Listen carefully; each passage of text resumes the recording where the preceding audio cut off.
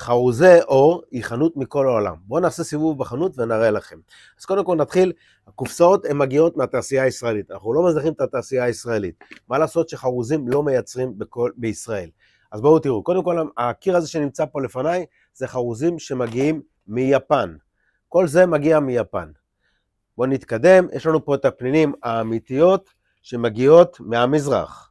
יש לנו פה קיר שלם שמגיע מאוסטריה, מחברת סברובסקי. כל החרוזים והפנינים של חברת סברובסקי האוסטרית. פה יש לנו מוצר שנקרא זהב שכבות. זה בעצם טליונים שעם 3 שכבות של 18 קראט זהב, ועל זה נמצא לק. אז זה מגיע מברזיל. פה יש לנו חרוזים שמיוצרים מהלבה שמערי הגעש. זה נקרא חרוזי לבה. הם מגיעים ממקומות שיש ערי געש. פה יש לנו חרוזים שמגיעים מצ'כיה. פה בפינה הזאת של חרוזי אור יש פינת השרשראות לפי מטר שהם עשויים מנרוסטה. הם בדרך כלל מגיעים גם מהמזרח וגם מארצות הברית. מה שאתם רואים פה זוהי פינה של אבני צ'יפס, זה אבנים אמיתיות שפשוט נשארו שאריות ועשו מזה חרוזים. כל אבן מגיעה ממקום אחר בעולם.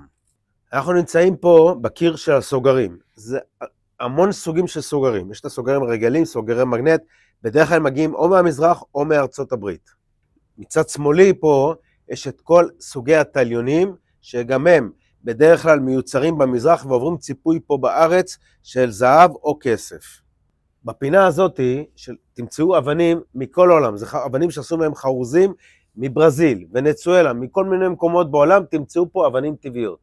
בפינת של כלי העבודה שלנו אתם תמצאו כלי עבודה מאירופה, מארצות הברית ומהמזרח.